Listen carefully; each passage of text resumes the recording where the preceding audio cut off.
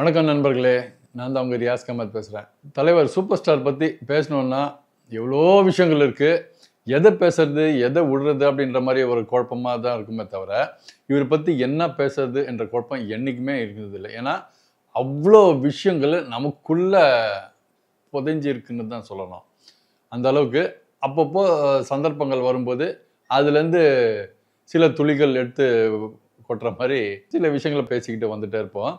இதே மாதிரி தொடர்ந்து ஒரு 5 வருஷமாக நானும் இந்த யூடியூப்பில் நிறைய விஷயங்கள் எனக்கு தெரிஞ்ச தகவல்கள் 45 இயர்ஸ் ஆஃப் ரஜினிசம்ல ஆரம்பித்து பல பேருடைய பேட்டிகளில் இன்னைக்கு இருக்கிற மீடியாக்களுக்கே தெரியாத சில விஷயங்கள் அன்னைக்கு, அதாவது நான் ஆரம்பத்துலேருந்து நான் பயணிச்சுட்டு வந்தப்போ நான் கூர்ந்து கவனித்த சில விஷயங்களை அந்தந்த சம்மந்தப்பட்ட கலைஞர்கள், தொழில்நுட்ப கலைஞர்கள்கிட்ட எல்லாம் பேசி அதை தொடர்ந்து அந்த பேட்டிகளை கொடுத்து வந்துட்டுருக்கேன். அதுக்கப்புறம் பார்த்தீங்கன்னாக்கா சூப்பர் ஸ்டார் சண்டே அப்படின்ற ஒரு நிகழ்ச்சி ஆரம்பித்து தமிழ் படங்கள் அபூர்வராங்கள் ஆரம்பித்து ஜெயிலர் வரைக்கும் தொடர்ந்து எல்லா படங்களுடைய ரீகேப் அப்படின்ற மாதிரி ஒரு விஷயத்த எனக்குள்ள சில தருணங்கள், அப்புறம் படம் சம்மந்தப்பட்ட சில நிகழ்வுகள் எல்லாம் சேர்த்து தொகுத்து அது கொண்டு வழங்கிட்டு வந்தேன். அதுக்கு இடையில அப்பப்போ பார்த்தீங்கன்னாக்கா அந்தந்த சூழ்நிலைக்கு ஏற்ற மாதிரி பார்த்தீங்கன்னா, உதாரணத்துக்கு ஒரு ஹிந்தி இசையமைப்பாளர் பப்பி லேரி இருந்தார். அப்போது இசையமைப்பாளர்கள் சூப்பர் ஸ்டாருடன் பயணித்த இசையமைப்பாளர்கள் சொல்லிட்டு அது ஒரு தொகுப்பு ஒன்று எடுத்து போட்டேன். அதுக்கப்புறம் ஒரு சில வருஷங்களுக்கு முன்னாடி சென்னை மவுண்ட் ரோட்டில் இருக்கிற மிக பிரபலமான தேவி காம்ப்ளெக்ஸு பொன்விழா ஆண்டுன்றதை கொண்டாடும்போது அந்த வீடியோ பார்த்த உடனே என்னோட ஃப்ளாஷ்பேக் எல்லாம் அப்படியே ஒரு ஓட்டம் ஓட ஆரம்பித்தோடனே பார்த்தீங்கன்னா கடன்னு உட்காந்து திருப்பி அந்த பழைய என்னோட இன்ஃபர்மேஷன் எல்லாம் எடுத்து கேதர் பண்ணி போட்டு தேவி காம்ப்ளெக்ஸில் தலைவர் நடித்து வெளியான படங்களுடைய தொகுப்பு எடுத்து போட்டேன். அந்த தேவி காம்ப்ளெக்ஸில் போட ஆரம்பித்த உடனே பார்த்தீங்கன்னா மவுண்ட் ரோட்டில், அதாவது நான் சென்னை வாசி, சென்னையில் பிறந்து வளர்ந்தவன். நான் தலைவர் படம் எல்லாமே சென்னையில் தான் பார்த்து வளர்ந்தவன். அதனால எந்தெந்த படம் எந்தெந்த தேட்டரில் நான் பார்த்து ரசித்தேன் அப்படின்ற விஷயத்த தொடர்ந்து இப்போ தேவி காம்ப்ளெக்ஸில் ஆரம்பித்து அதுக்கு அடுத்தது அலங்கார், அதுக்கப்புறம் ஆல்பர்ட்டு, எந்தெந்த theatre Mount Road, Casino, Chitra, Gaiety, Paragon, Plaza, Wellington, Woodlands, Pilot, Sathyam, Sapphire, Anand, இப்படி எல்லா தேட்டர்களும் சேர்த்து அந்த தொகுப்புகள் ஒரு பக்கம் போட்டுட்டு வந்தேன். இந்த மாதிரி போயிட்டே இருக்கும்போது அப்பப்போ எனக்கு ஒர்க்கு இடைவெளியில் வரும்போது அந்த இதில் கொஞ்சம் முழுமூச்சா பிஸியாக மாட்டிக்கிடும் போது இங்கே ஒரு சின்ன கேப் ஏற்படும் நண்பர்கள், அவ்வளோதான். அதுங்களா இப்போது இந்த வருஷம் பார்த்தீங்கன்னாக்கா எது என் மூலியமாகவும் சரி, ஓவராலாக மற்ற நண்பர்கள் மூலியமாக கூட பார்த்தீங்கன்னாக்கா ரசிகர்களுக்கு ஒரு பக்கம் கொண்டாட்டமாகவே இருக்குது. தலைவர் அந்த அளவுக்கு நம்மளை ஆக்குபைடாக வச்சுக்கிட்டு இருக்காரு தான் சொல்ல முடியும். ஏன்னா ஒரு பக்கம் கூலி படத்தை முடிச்சிருக்காரு, அது விரைவில் செகண்ட் ஹாஃபில் வருது. அது அஃபிஷியலாக சன் பிக்சர்ஸில் அனௌன்ஸ்மெண்ட் கொடுத்துட்டாங்க ஆகஸ்ட் 14 அப்படின்றத. அது முடிஞ்சு போச்சு. அடுத்தது பார்த்தீங்கன்னா ஜெயிலர் 2. ஜெயிலர் 2ன்னொடனே எல்லாருக்குமே இந்த ஜெயிலரோட எக்ஸ்பெக்டேஷன்னு ஜெயிலர் 2க்கு அதிகரிச்சுட்டு போயிட்டுருக்கு. அது ஒரு பக்கம் போயிட்டுருக்கு. தலைவர் ஒரு பக்கம் பரபரப்பாக நடிச்சுக்கிட்டு இருக்காரு. இன்னொரு பக்கம் தலைவரோட ரசிகர்கள் இந்த 2 படங்களுடைய கொண்டாட்டம் மட்டும் இல்லை, தலைவர் திரையுலகத்துக்கு அதாவது சிவாஜிராவ் கெய்க்வாட் நமக்கு ரஜினிகாந்தா கிடைச்சி 50 வருஷம் ஆனதை சிறப்பான முறையில் அங்கங்கே அவங்களுக்கு உண்டான விதங்களில் கொண்டாடி மகிழ்ந்துட்டே வராங்க. அது முதல்ல ஆரம்பிச்சு வச்சது பார்த்தீங்கன்னாக்கா தலைவரோட ஒரு தீவிர பக்தர் விக்னேஷ். பிளாக் ஷிப் என்றது அந்த டைட்டில் அந்த மீடியாவுக்கு பேர் வச்சது பிளாக் ஷிப்ன்றதை தலைவரோட இன்ஸ்பிரேஷன் வச்சு தான் வச்சாரு. அந்த பிளாக் ஷிப் மீடியா ஆரம்பித்த தேதி கூட பார்த்தீங்கன்னா தலைவரோட பிறந்தநாள் 12/12 அப்படின்றதுலாம் ஆரம்பித்தார். 12/12 தான் ஆரம்பிச்சிருக்காரு. ஆரம்பித்து வெற்றிகரமாக நல்லா செயல்படுத்திக்கிட்டு இருக்காருன்னு சொல்லலாம். அது அவருக்கு வாழ்த்துக்களை தெரிவிச்சுக்கிறோம். அதே சமயத்தில் 50 ஹவர்ஸ் ஆஃப் சூப்பர் ஸ்டார் அப்படின்றத ஒரு பாட்காஸ்ட் பண்ணி சாதனை படைச்சு, கின்னஸ் சாதனை படைச்சு வெற்றிகரமாக அதை செயல்படுத்தியிருக்காரு. முதல்ல அதுக்கு அவருக்கு ஹேட்ஸ் ஆஃப் சொல்லலாம்.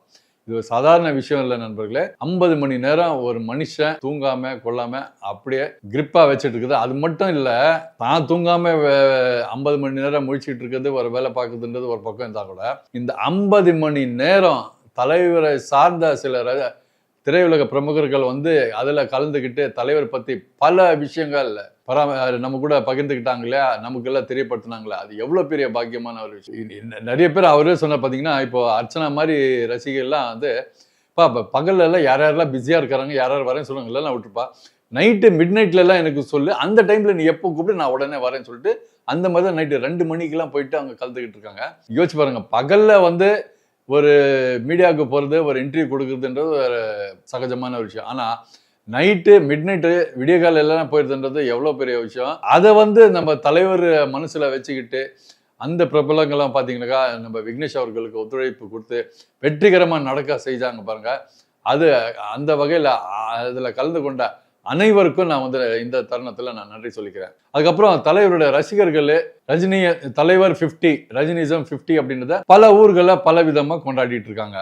உதாரணத்துக்கு சமீபத்தில் கூட பார்த்தேன், புளோரிடா யூஎஸ்ஏல ஒரு ஹாலை எடுத்துக்கிட்டு தலைவருடைய ரசிகர்கள் பார்த்தீங்கன்னா அவருடைய பேரில் கட் அவுட்டுகள்லாம் வச்சு பாடல்கள் எல்லாம் பாடி பெரிய வகையில் வந்து ஒரு விழா மாதிரி சிறப்பான முறையில் வந்து செயல்படுத்தி இருக்காங்க. அதுக்கப்புறம் பல ஊர்ல பல மாவட்டங்களில் பார்த்தீங்கன்னா சில நற்பணிகளை செஞ்சு தலைவர் பேர்ல அமைதியா எந்த விதமான பப்ளிசிட்டியும் இல்லாம சிறப்பாக செஞ்சிட்டு இருக்காங்க. அது அவருக்கான நீண்ட ஆயுள் ஆரோக்கியத்துக்காக. இந்த மாதிரி தொடர்ந்து இன்னும் செயல்பட்டு இருக்கு. ஒரு பக்கம் ஆகஸ்ட் 14 கரெக்டாக 50th இயர் தலைவருடைய multi star cast blockbuster Sun Pictures Lokesh டைரக்ஷன்ல கூலி இந்த ஒரு பக்கம் எதிர்பார்ப்பு இருக்கு. அடுத்து வந்து ஜெயிலர் 2 நிச்சயமா பொங்கலுக்கு வருமா, தமிழ் புத்தாண்டுக்கு வருமான்ற சூழ்நிலையில பேச்சுவார்த்தை அடிபட்டு இருக்கு. இதுக்கு இடையில பாத்தீங்கன்னா தலைவரோட பழைய படங்கள் ஒரு பக்கம் ரீரிலீஸ் செய்யறதுக்கு ஒவ்வொரு தயாரிப்பாளர்களும் தயாராகிச்சுட்டு வந்துட்டு இருக்காங்க. அதுல வந்து முன்னோடியா இருக்கிறவர் நம்ம வந்து கலைப்புலி எஸ் தானு அவர்கள். அநேகமா ஜூலைல அவரு தலைவர் வச்சு தயாரித்த அந்த கபாலி திரைப்படம் ரிலீஸ் பண்றான்ற ஒரு ஐடியா முன்னிறுத்திருந்தது கேள்விப்பட்டேன். அது கேள்விப்பட்டேன்னு கொஞ்சம் சந்தோஷமா இருக்கு. நிச்சயமா நீங்க யோசிச்சு பாருங்க, கபாலிடா அப்படின்ற அந்த டைலாகு பெரியவங்க மட்டும் இல்ல குழந்தைங்க கூட சொல்லி மகிழ்ந்த அந்த தருணம். அப்படி ஒரு அருமையான படம், அருமையான பாடல்கள், ஸ்டைல்கள் எல்லாமே வந்து சிறப்பா இருக்கும் அந்த கபாலி படத்தை பார்க்கும்போது. அந்த படம் ரீரிலீஸ் ஆக தயாரிச்சுட்டு இருக்கு, அது ரெடியா இருக்கு. அதுக்கப்புறம் தலைவருடைய சொந்த படமே படையப்பா, அதுவே ஒரு நல்ல கேப்ல பார்த்துட்டு ரிலீஸ் பண்ணலான்னு போன வருஷத்துலேருந்து காத்துட்டு போன வருஷமே பண்ண வேண்டியது திடீர்னு பார்த்தீங்கன்னாக்கா தளபதி என்ற படம் வந்து 30 வருஷத்துக்கு அப்புறம் டக்குன்னு அந்த படத்தை ரீரிலீஸ் பண்ணிட்டாங்க. அது பண்ணும்போது அதுவும் பெரிய அளவுக்கு சிறப்பாக கொண்டாடப்பட்டது. அதனால ஒரே டைம்ல 2 படம் போட்டு கிளாஷ் பண்ண விடான்னு சொல்லிட்டு அது தள்ளி வைக்கப்பட்டது. அநேகமா இந்த வருஷம் இறுதிக்குள்ள படையப்பா நிச்சயமா மீண்டும் பெரிய திரையில பார்க்கலாம் அப்படின்றத நான் ஒரு நம்பிக்கையோட சொல்றேன். நிச்சயமா இது வந்து செயல்படும். சோசியல் மீடியால போய் பார்த்தோம்னாக்கா தலைவருடைய பழைய பல நிகழ்வுகளில் அவர் பேசி அந்த ஸ்பீச்சஸ் ஆகட்டும், அதுக்கப்புறம் பார்த்தீங்கன்னா ரீசெண்டாக வந்து ட்விட்டில் ஒன்று பார்த்தேன், இது அவருக்கு தானா சேர்ந்த கூட்டம் அப்படின்னு சொல்லிட்டு அந்த கோச்சேடன் ஆடியோ லான்ச் சத்யம் தேட்டரில் நடந்தப்போ பக்கத்தில் அண்டர் கன்ஸ்ட்ரக்ஷனில் இருந்த அந்த பில்டிங் மேலெல்லாம் க்ரௌடு நின்றுட்டு அவரை வரவேற்ற விதமும் உள்ள தலைவர் பேசின அந்த ஸ்பீச்சும் கொலாஜ் பண்ணிட்டு அந்த ஸ்டில்லாம் போட்டு வந்து ட்வீட் போட்டுருக்காங்க. அது அருமையான மூமெண்ட். அதெல்லாம் நினச்சி பார்க்கலாம், ரொம்ப சந்தோஷமாக இருக்குது. தலைவர் 50 ஈவெண்ட் இன் ஃப்ளோரிடா யூஎஸ்ன்னு சொல்லிட்டு அவங்க பெரிய அளவுல கட் அவுட்லாம் பண்ணியிருக்காங்க. இதெல்லாம் தலைவருக்கு மட்டுமே சாத்தியம், அன்பால சேர்ந்த கூட்டம் அப்படின்னு சொல்லிட்டு 11 இயர்ஸ் மெமரி கோச்சன் audio launch opposite to Sathyam சினிமாஸ்னு அந்த ஸ்டில்ல போட்டு அவ்வளோ அழகா இந்த மாதிரி நிகழ்வுகளை ஒவ்வொன்றா பழைய நினைவுகளை எடுத்து சோசியல் மீடியால நம்ம ரசிகர்கள் போட்டு வந்துட்டே இருக்காங்க. அதெல்லாம் பார்க்கறதுக்கு உண்மையிலே ரொம்ப சந்தோஷமா இருக்கு. இந்த தருணத்தில் பார்த்தீங்கன்னா தலைவரோட பல பழைய பேட்டிகள், வீடியோ பேட்டிகள் எல்லாம் கூட இப்போ பார்க்க முடிஞ்சிருக்கு. சமீபத்தில் ஒரு கிளிப் ஒன்று பார்த்தது பார்த்தீங்கன்னா, கபாலி படம் ரிலீஸ் அப்போ மாயாஜால் தேட்டர் மேனேஜர் வந்து அந்த பேட்டிக்கு கொடுக்கும்போது அந்த அனுபவத்தை பற்றி அவர் ஷேர் பண்ணியிருக்காரு. பார்க்கும்போது அவ்வளோ நிகழ்ச்சியாக இருக்குது. இந்த மாதிரி ஒவ்வொரு விஷயமும் அதை பார்த்தீங்கன்னா தலைவர் பற்றி பேசிக்கிட்டு போயிட்டே இருக்கலாம். அவ்வளோ விஷயங்கள் நம்மளை சுற்றி நடந்துகிட்ருக்கு.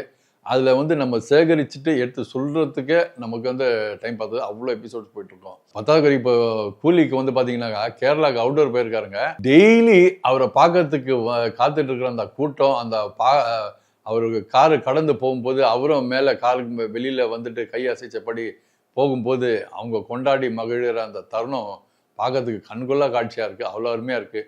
இதில் பார்த்தீங்கன்னா அதில் ஒரு நாள் வந்து சந்தர்ப்பத்தில் தலைவர் போகும்போது கையில் சூலத்தை ஏற்றி அவருக்கு எல்லாம் ஆர்த்திக்கெல்லாம் காட்டி இப்படிலாம் கொண்டாடி மகிழ்ந்துக்கிட்டு இருக்காங்க. கேரளாவில் அந்த அட்டப்பாடி என்ற ஷூட்டிங் லொக்கேஷனே பார்த்தீங்கன்னாக்கா கூட்டத்தோட அவ்வளோ ஜெகஜோதியாக இருக்குது. பார்க்கறதுக்கே ரொம்ப ஆனந்தமாக இருக்குது.